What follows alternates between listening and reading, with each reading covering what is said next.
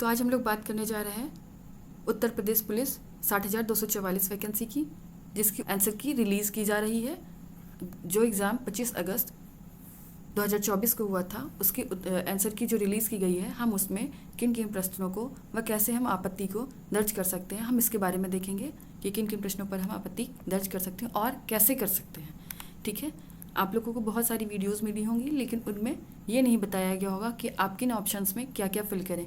ठीक है, सभी ने बता दिया होगा कि इसमें ये नहीं, ये ऑप्शन सही होगा। तो चलिए पहले मैं आपको दिखा दूँ।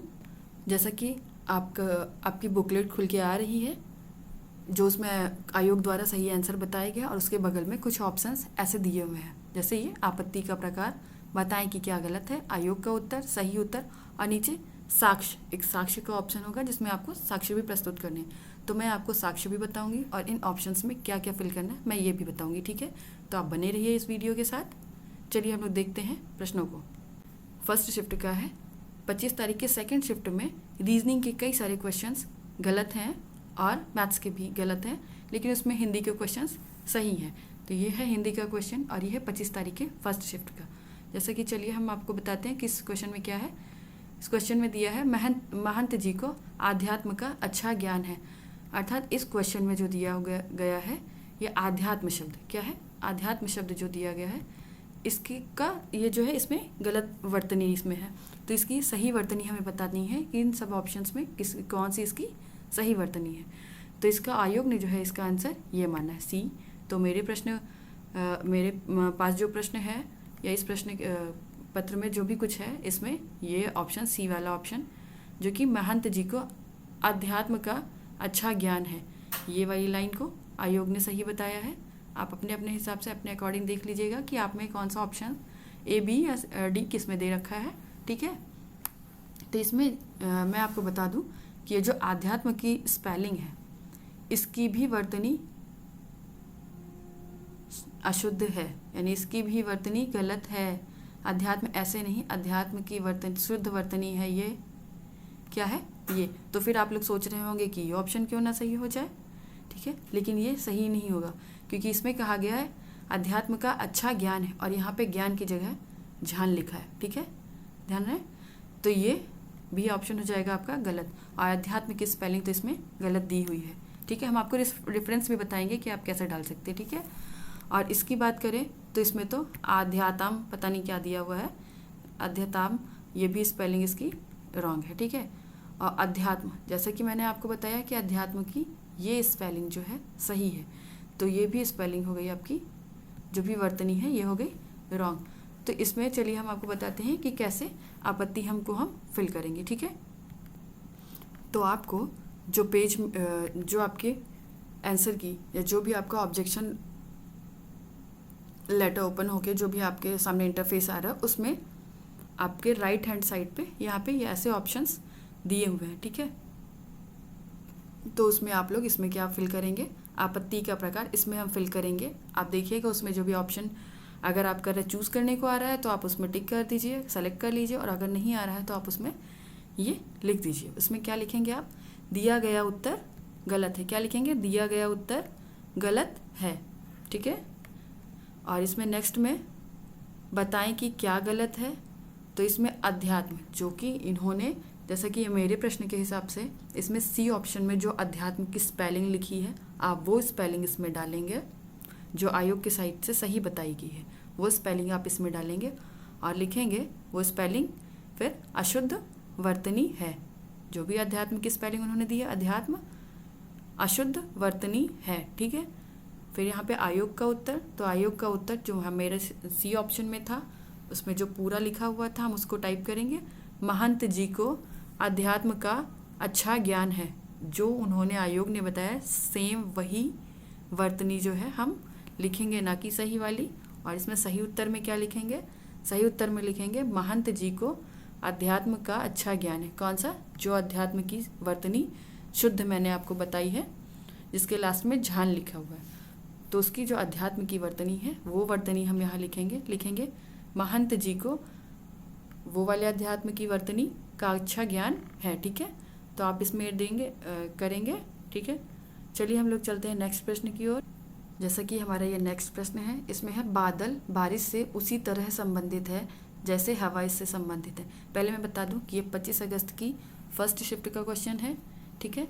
ये क्वेश्चन है हमारा जीएस से रिलेटेड, किससे, जीएस से रिलेटेड है, ठीक है। और इसमें पूछा गया है कि जैसे बादल से बारिश होती है वैसे हवा से क्या, बादल से बारिश आती है वैसे हवा से क्या आता है, तो हवा से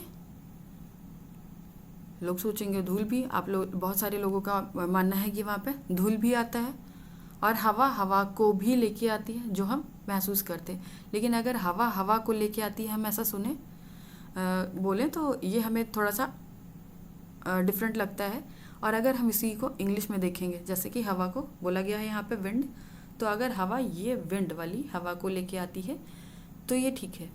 हमारे पास इसका रेफरेंस में ये एनसीईआरटी में ये दिया हुआ है कि अगर इस विंडो को, अगर यहाँ पे पवन लिखा होता तो ये जो है हमारा अगर यहाँ पे पवन लिखा होता तो ये शुद्ध हो सकता था, या फिर हवा का झोंका, ठीक है। वरना हवा धूल तो लाती ही है, वो आती है, हमेशा नहीं धूल लेके आती है, लेकिन कभी कभी धूल लाती है, और उसके साथ में जब तेज़ हवाएं चलती हैं तो पत्ते और बाकी बहुत सारी चीज़ों को लेके आते हैं, ठीक है। तो इस वजह से हम यहाँ पे धूल भी नहीं कह सकते। और अगर अभी मैं बताती हूँ इसमें, फिर आपको ऑप्शन में फिल क्या करना है, उसमें फिर ये चारों ऑप्शंस आपके गलत हो जाएंगे। मैं आपको रेफरेंस दे रही हूँ एनसीईआरटी की बुक का, ठीक है। तो चलिए देखते हैं कि क्या फिल करना है और रेफरेंस क्या है, ओके। तो आप लोग देख सकते हैं कि रेफरेंस में ये जो है हमारी क्लास 11th की ज्योग्राफी की, क्लास 11th की जो भूगोल है उस बुक का चैप्टर नंबर 9 है, ठीक है, वायुमंडलीय परिसंचरण तथा मौसम प्रणालियाँ। इसमें ये जो फर्स्ट पेज है इसी में ही दिया है, इस चैप्टर के फर्स्ट पेज में आप देख पा रहे हैं ये अंडरलाइन है। इसके परिणाम स्वरूप वायु गतिमान होकर अधिक दाब वाले क्षेत्र से न्यून दाब वाले क्षेत्र में प्रवाहित होती है। आप जानते हैं कि क्षैतिज गतिमान वायु ही पवन है। वायु यहाँ पे यूज़ किया गया है, जो कि प्रश्न में यूज़ किया गया हवा है, और जो कि हमें ऑप्शन में दिया गया है, तो ऑप्शन में हम वहाँ पे हवा की जगह ये पवन को यूज़ कर सकते हैं, ठीक है। तो आप इसका रेफरेंस देंगे और मैं आपको बताऊंगी कि इसको कैसे करना है, ठीक है। यहाँ पे आपत्ति के प्रकार में हम क्या फिल करेंगे, यहाँ पे हम लिखेंगे प्रश्न के हिंदी तथा अंग्रेजी संस्करण में तथ्यात्मक भेद है। किसमें, प्रश्न के हिंदी तथा अंग्रेजी संस्करण में तथ्यात्मक भेद है। और यहाँ पे इसका जो इसका सेकंड है, बताएं कि क्या गलत है। तो इसमें हम लिखेंगे हवा, ऑब्लिक करके हम विंड लिख देंगे, को विकल्प में हवा का झोंका, या फिर ऑब्लिक करके पवन से संदर्भित करना चाहिए था, ठीक है। और नेक्स्ट में हम लिखेंगे आयोग का उत्तर, तो आयोग का उत्तर है हवा। क्या है, हवा। सही उत्तर इसमें क्या लिखेंगे, कोई भी विकल्प सही नहीं है। क्या भरेंगे, कोई भी विकल्प सही नहीं है। और इसके बगल में हाँ एक ऑप्शन आपके पास आता है साक्ष्य, तो साक्ष्य में ये जो पिक मैंने आपको दी थी एनसीईआरटी की, आप इसको इसका स्क्रीनशॉट लेके आप इसको अपलोड कर सकते हैं, ठीक है। तो आयोग भी आपके प्रश्न को सही मानेगा। तो चलिए देख लेते हैं हम ये नेक्स्ट ये प्रश्न भी हिंदी का है। तो जैसा कि मैंने आपको पहले बताया कि 25 अगस्त की फर्स्ट शिफ्ट में हिंदी के कई सारे प्रश्नों में के ऑप्शन जो है वो गलत है, जबकि सेकंड शिफ्ट में कोई भी प्रश्न हिंदी का गलत नहीं है, ठीक है, मेरे हिसाब से। तो ये जो है क्वेश्चन है, निम्नलिखित में शुद्ध वाक्य है। शुद्ध वाक्य क्या है, सबसे पहले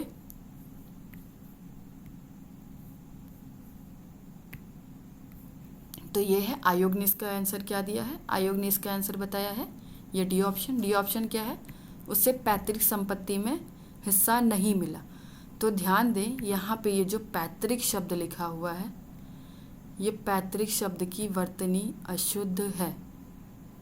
तो फिर सही क्या होगी, पैतृक शब्द की ये है आपकी शुद्ध वर्तनी। इसमें पापे ऐ की मात्रा और ता हो जाएगा, ता में यहाँ पे त्रा नहीं ना हो करके यहाँ पे ता होगा, और ता में नीचे री की मात्रा, ठीक है, और ये का, ये है पैतृक की शुद्ध वर्तनी, ठीक है।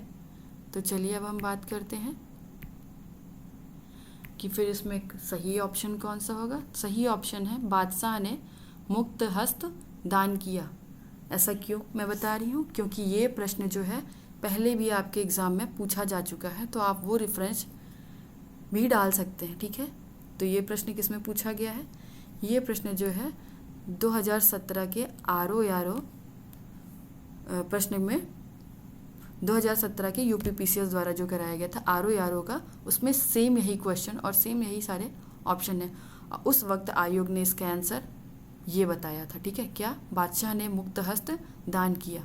ठीक है, तो चलिए हम लोग देख लेते हैं कि इसकी आपत्ति को हम कैसे फिल कर सकते हैं।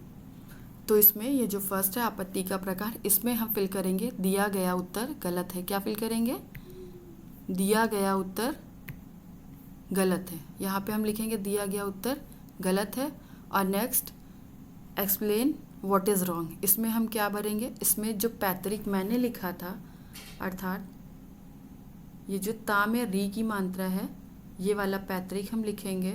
ठीक है, और लिखेंगे ये वाला जो है पैतृक शुद्ध वर्तनी है, इसके आगे आप लिखेंगे, इस पैतृक के आगे, 1 सेकेंड, पैतृक शुद्ध वर्तनी है, ना कि पैतृक। कौन सी पैतृक, ये जो तरा करके ऑप्शन में दी गई थी, ये पैतृक, ये वाली पैतृक लिख के आप लिखेंगे पहले शुद्ध वर्तनी है, ना कि पैतृक। और वहाँ पे वो वाला पैतृक दूसरी बार जो पैतृक आएगा उसमें जो ऑप्शन में दिया गया है वो वाला पैतृक। तथा यह प्रश्न UPPSC किसमें,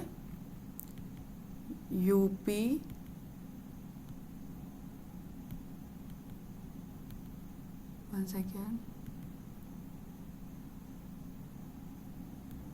सेकेंड, UPPSC RO 2017 की परीक्षा में पूछा गया था, जिसमें बादशाह ने मुक्त हस्त दान दिया सही माना गया।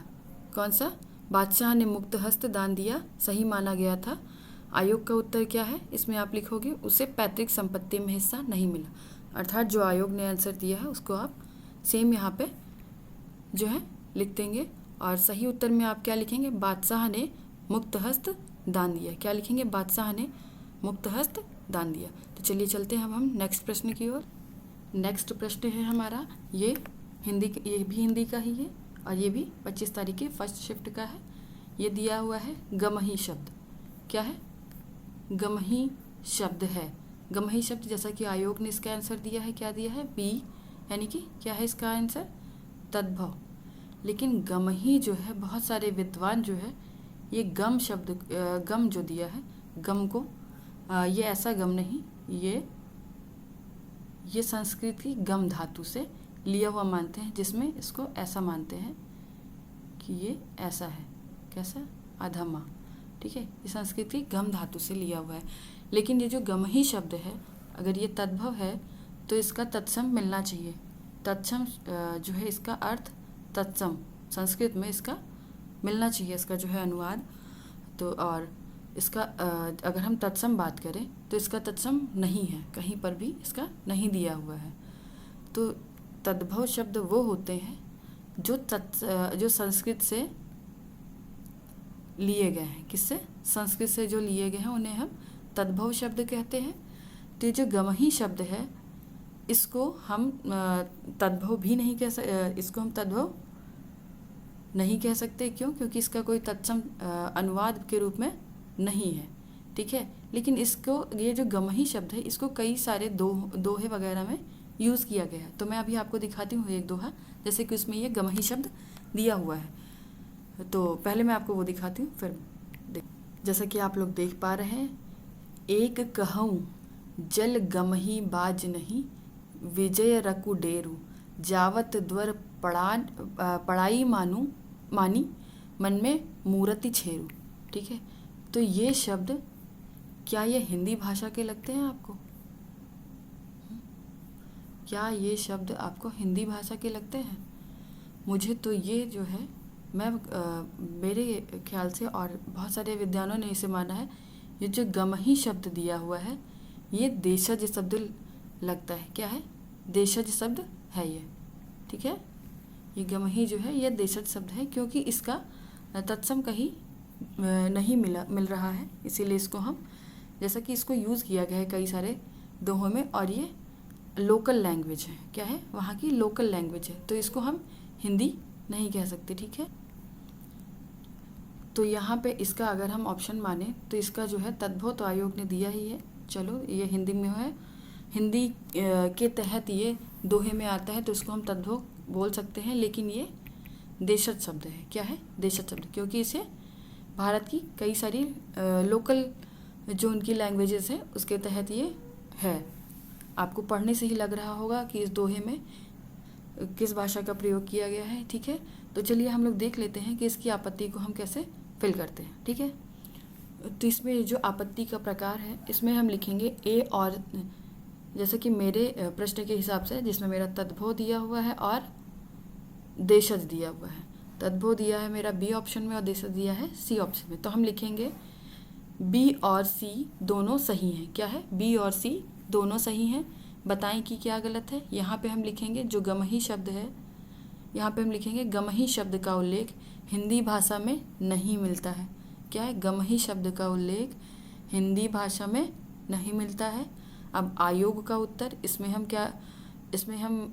क्या लिखेंगे, ठीक है, आयोग के उत्तर में हम लिखेंगे तद्भव, क्या लिखेंगे, आयोग ने क्या उत्तर दिया है इसमें, आयोग ने बताया इसे तद्भव, और सही उत्तर में हम क्या लिखेंगे, तद्भव एवं देशज दोनों, क्या है, जैसा कि मैंने बताया, इसमें अभी आप लोगों को एक्सप्लेन किया, इसमें क्या होगा, तद्भव और एवं देशज दोनों।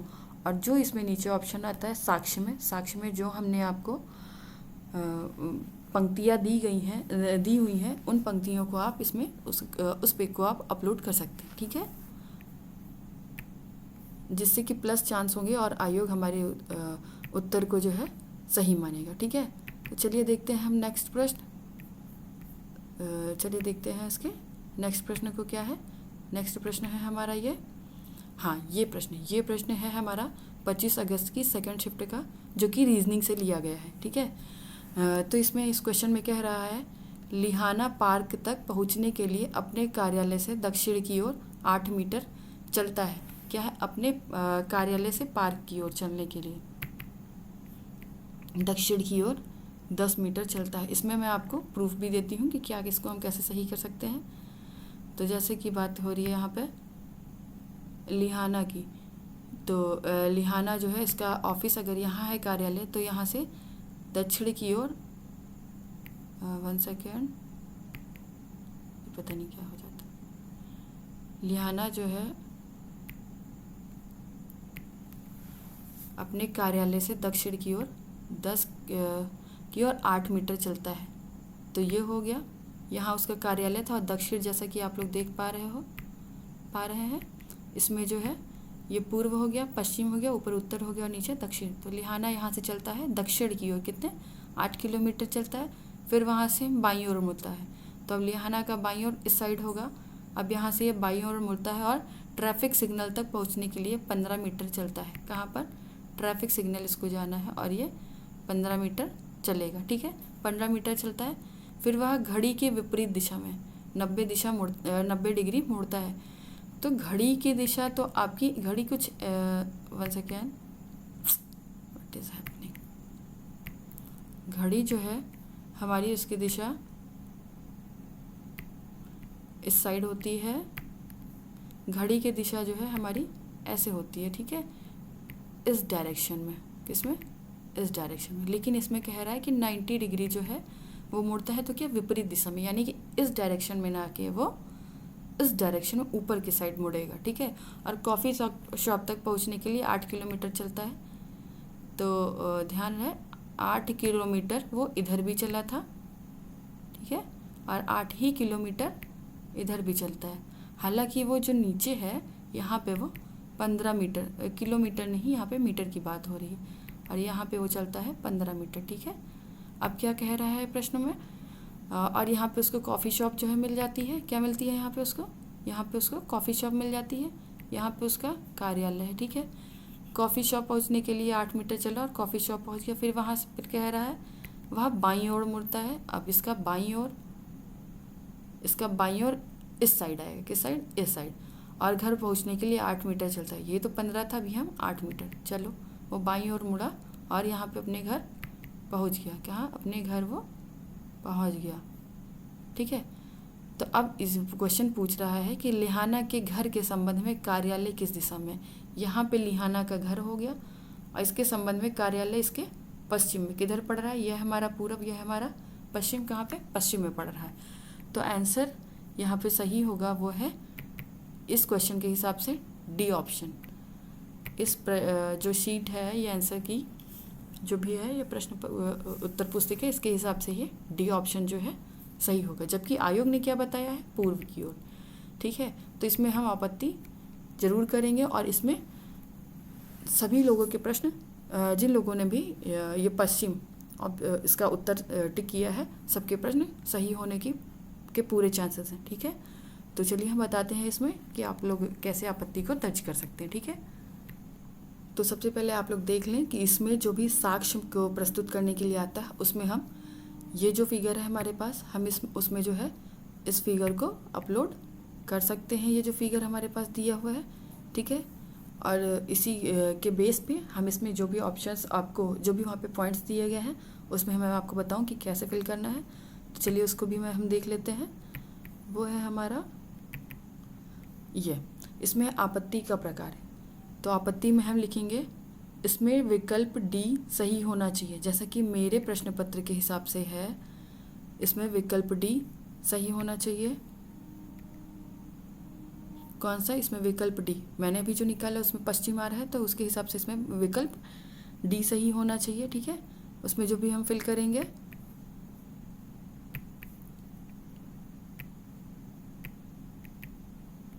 यहाँ पे हम फिल करेंगे इसमें विकल्प डी सही होना चाहिए। अब इसमें जो नेक्स्ट है, बताएं कि क्या गलत है। इसमें तो इसमें हम फिल करेंगे इसमें इसमें लिहान के घर के संबंध में कार्यालय पश्चिम दिशा में। क्या करेंगे, इसमें लिहान के घर के संबंध में कार्यालय पश्चिम दिशा में है। और आयोग का उत्तर इसमें भरेंगे हम पूर्व। आयोग ने उत्तर में क्या बताया है, पूर्व, और सही उत्तर है हमारा जबकि पश्चिम, तो यहाँ पे हम भरेंगे पश्चिम। ठीक है, और यहाँ पे जो साक्ष्य की जगह है वहाँ पे मैंने जो पिक दी है आप उसको अपलोड कर सकते हैं स्क्रीनशॉट लेके। ठीक है, तो चलिए आते हैं हम अपने नेक्स्ट प्रश्न की ओर। तो यह है हमारा नेक्स्ट क्वेश्चन। इस क्वेश्चन में क्या, ये भी रीजनिंग का क्वेश्चन है और ये भी प्रश्न जो है वो 25 अगस्त की सेकेंड शिफ्ट का है। कहाँ का, 25 अगस्त की सेकेंड शिफ्ट का। ठीक है, तो चलिए हम देख लेते हैं। इस प्रश्न में लोगों ने बहुत सारे कमेंट्स किए थे, जैसे कि उनको इस प्रश्न पे हमें मैसेज आया कि इसमें उनको डाउट है, तो मैं इसके रिगार्डिंग में बता दीजिए कि मैम कैसे इसमें फिल करना है और क्या हम कैसे बता सकते हैं इसको। तो ये क्वेश्चन वैसे तो मुझे लगता है, मेरे हिसाब से तो आयोग ने जो भी इसका आंसर दिया है वो सही दिया हुआ है। ठीक है, सी ऑप्शन। तो चलिए हम देख लेते हैं कि ये कैसे सही है। जैसे कि क्वेश्चन में कह रहा है कि ये शब्द दिए गए हैं और उसमें चौथे, पाँचवें, सातवें और आठवें अक्षर से एक सार्थक 4 अक्षरों का शब्द बनाया, किसका, सार्थक, यानी कि जिसकी कोई मीनिंग आ रही हो। ठीक है, बनाया जा सकता है। उन अक्षरों का प्रयोग करके कितने अर्थपूर्ण शब्द बनाए जा सकते हैं, यानी कि अब अर्थपूर्ण शब्द यानी जो भी शब्द हम बनाएं उसके कुछ ना कुछ उसकी मीनिंग होनी चाहिए। वैसे ये मैं मानूँ तो ये बहुत ही टफ क्वेश्चन था उस हिसाब से, क्योंकि उतने ही समय में आपको एक लिमिटेड टाइम में इस क्वेश्चंस के जो वर्ड निकल के आ रहे हैं उसके मीनिंग बहुत ही कम लोगों को पता होंगे, तो इस वजह से। ठीक है, तो चलिए देखते हैं। ये चौथा, पाँचवा, ये चौथा शब्द, पाँचवा शब्द और ये सातवां और आठवां शब्द, यानी कि ONIL।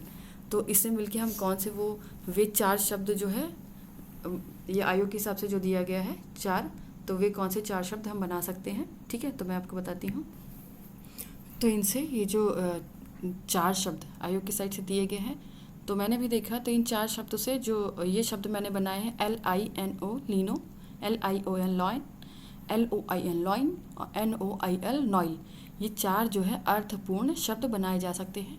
और अगर आपको इन शब्दों के रिगार्डिंग कुछ लगता है तो आप इसको गूगल करके देख सकते हैं, इनकी अपनी अपनी मीनिंग है। ठीक है, तो इस प्रश्न में हमें कोई आपत्ति नहीं लग रही है, ठीक है। तो चलिए देखते हैं हम नेक्स्ट प्रश्न को।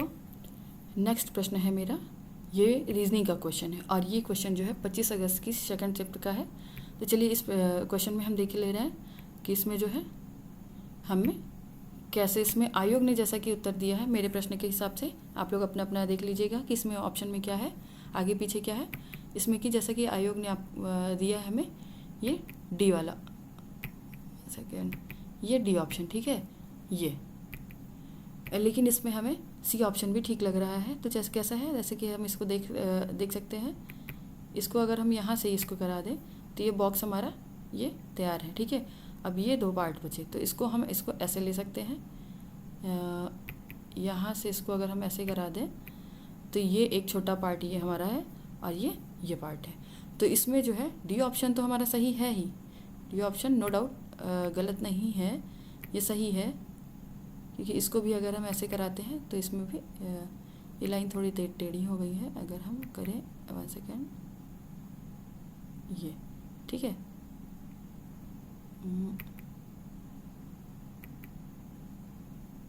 ठीक है, ये है, तो ये हमारा है, ये है और ये है। तो इसमें ये दोनों जो है ऑप्शन सही हैं। तो चलिए हम देख लेते हैं कि इनमें हम इस प्रश्न में हम कैसे आपत्ति को फिल कर सकते हैं, ठीक है।